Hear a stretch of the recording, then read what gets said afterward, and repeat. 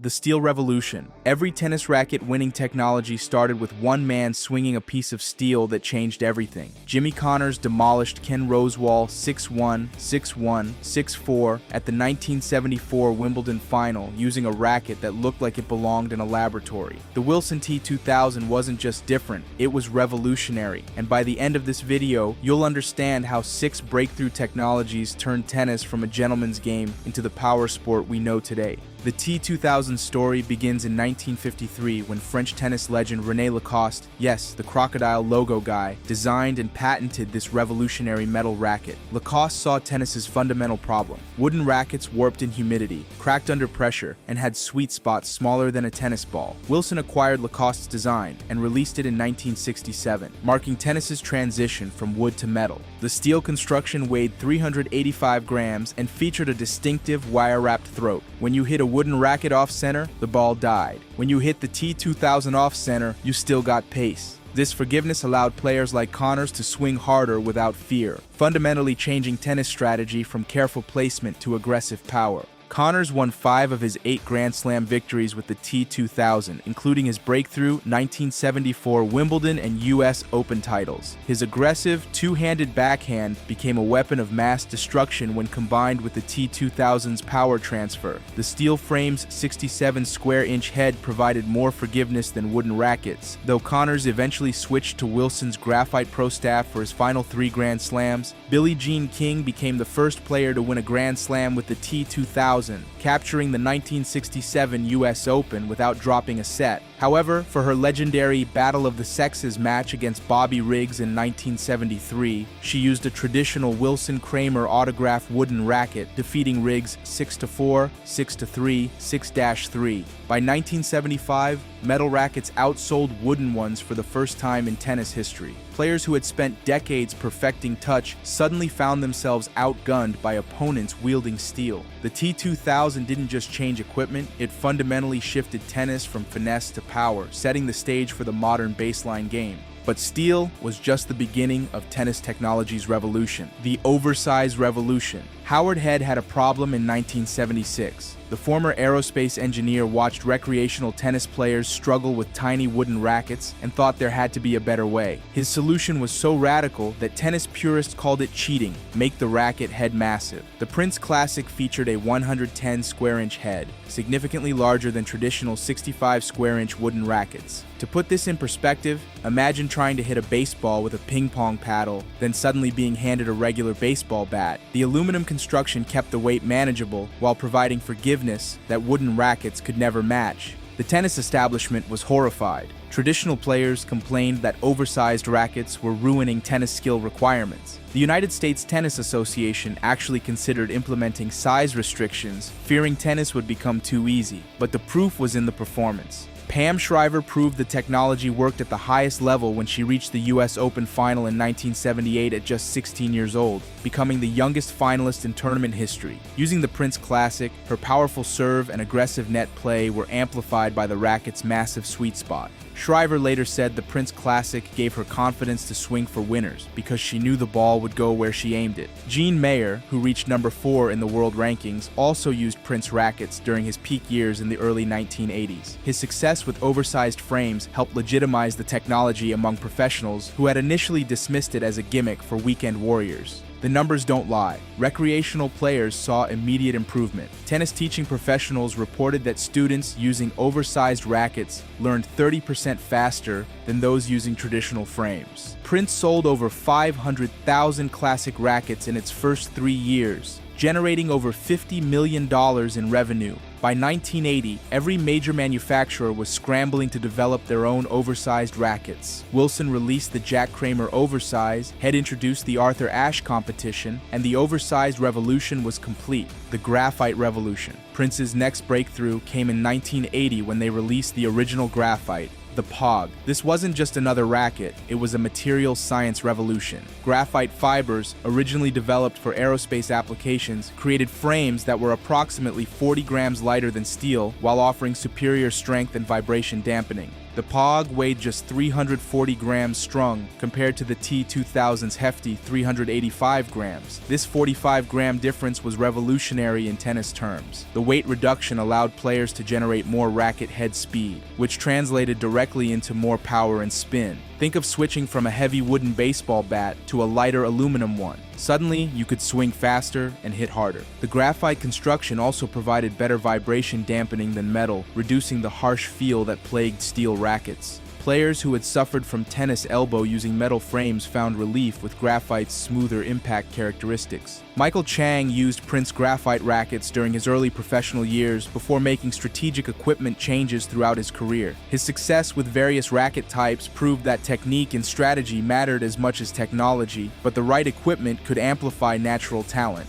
The POG became a cult classic among tennis players. Its distinctive black and white design was instantly recognizable on courts worldwide. Professional players loved its combination of power and control, while recreational players appreciated its forgiving nature. David Ferrer, who reached number 7 in the world rankings in 2015, continued using Prince rackets throughout his career. His relentless baseline style and incredible court coverage were enhanced by graphite frames that allowed him to swing fast and recover quickly between shots. The graphite revolution spread rapidly through professional tennis. By 1985, over 80% of tour players had switched from metal to graphite frames. The material offered an improved combination of power, control, and comfort that players had been seeking since the sport began. Manufacturers rushed to develop their own graphite technologies. Wilson introduced the Pro Staff, Head developed the Prestige series, and Babolat entered the market with their own graphite designs. The competition drove rapid innovation, with each company trying to create the perfect balance of power, control, and feel.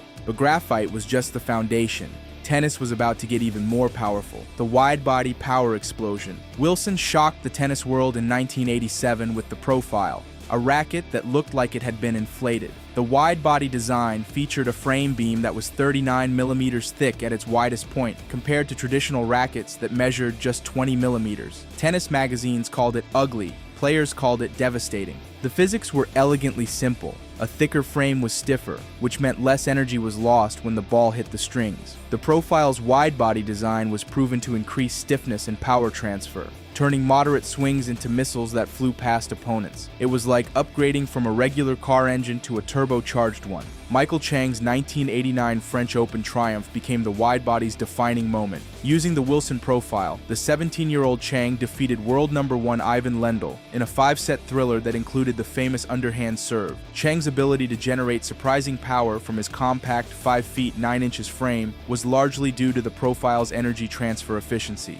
That match changed everything. Chang's victory proved that technology could level the playing field between physically imposing players and smaller, more tactical ones. His profile allowed him to hit with pace that matched much larger opponents, while his superior court coverage did the rest. The wide-body revolution triggered the power racket wars of the 1990s. Every manufacturer scrambled to develop their own thick beam designs. Head introduced the TI series, Prince developed the Thunder series, and Babolat created the Pure Drive. Each company claimed their wide-body technology was superior. Serena Williams dominated women's tennis using rackets that evolved from Wilson's wide-body philosophy throughout her career. Her 23 Grand Slam singles titles were powered by frames that descended from the original Profile concept, though modern power rackets achieve stiffness through advanced material science rather than just thick beams. Venus Williams, who reached number 7 in 2015, also relied on Wilson's power-oriented technology. Her powerful serve, which regularly exceeded 120 miles per hour, and aggressive ground strokes were amplified by frames that maximized energy transfer on every shot.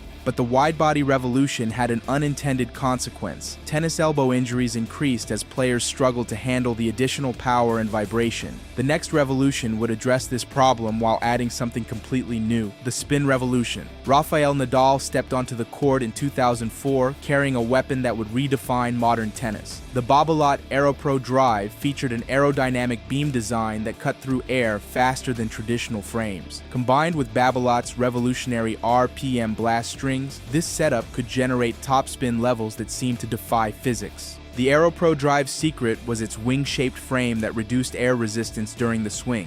Babolat's engineers designed a beam that was wider at the top and narrower at the sides, creating an airfoil effect. This aerodynamic design allowed players to swing faster through the air, and faster swing speed meant more spin. The octagonal-shaped RPM blast strings were the other crucial component. These polyester strings gripped the ball like sandpaper, then snapped back into position to impart maximum rotation. The string's low-friction coating allowed it to move freely through the string bed, creating incredible spin rates. Nadal's forehand became legendary, generating over 3,200 RPM of topspin, significantly higher than the approximately 1,800 RPM achieved in the wooden racket era. His shots would clear the net by 6 feet, then dive sharply into the court, bouncing higher than opponents' shoulders and kicking away at impossible angles. The combination transformed Nadal into an unstoppable force on clay courts. His 14 French Open titles are a direct result of this technology, allowing him to hit with massive margins for error while still producing winners.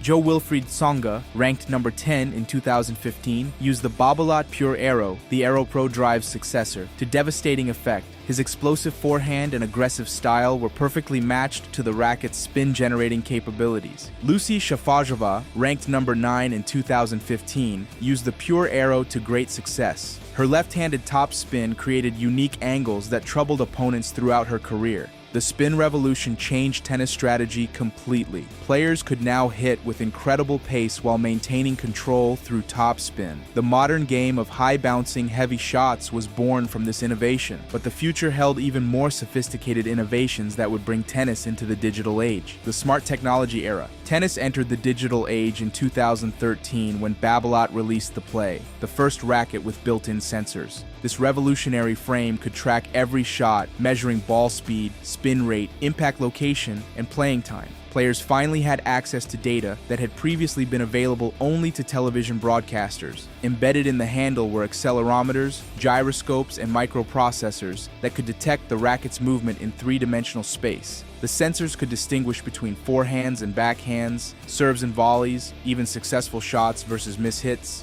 All data was transmitted via Bluetooth to a smartphone app. The technology revealed shocking statistics. Recreational players hit the sweet spot only 30% of the time, while professionals achieved 85% accuracy. Average recreational players generated only 1,200 RPM of topspin, compared to professionals who regularly exceeded 2,500 RPM. Rafael Nadal used the Aero Pro Drive Play during its development, providing feedback that helped Babolat refine the sensor technology. The data confirmed that Nadal's average forehand generated over 3,200 RPM of topspin and reached speeds of 75 miles per hour, numbers that seemed impossible before smart racket technology proved them real. Wilson responded with countervail technology in 2016, integrating specialized carbon fiber layers designed to reduce muscle fatigue. The material consisted of viscoelastic fibers woven into the racket's construction, designed to absorb energy from ball impact. Novak Djokovic, ranked number 1 in 2015, had been using Head's graphene technology since 2013. Graphene fibers, 200 times stronger than steel, yet incredibly lightweight, were positioned at strategic locations to improve stability and power transfer. Djokovic's incredible defensive abilities were partly due to the racket's quick maneuverability. Andy Murray, ranked number 2 in 2015, also benefited from Head's Graphene Radical Pro. The advanced materials helped him maintain consistency during grueling 5-set matches by reducing fatigue and providing stability. From René Lacoste's Steel T2000 design to Nadal's sensor-equipped Aero Pro Drive Play, each breakthrough built upon the last. These 6 technologies didn't just change equipment, they transformed tennis from a gentleman's game of touch and finesse into the athletic spectacle we know today. From steel to sensors, tennis racket technology revolutionized how the game is played. Each innovation, metal frames, oversized heads, graphite construction, wide body power, aerodynamic spin, and smart materials, pushed players to new levels of performance, forever changing tennis history and proving that in tennis, technology and talent create champions.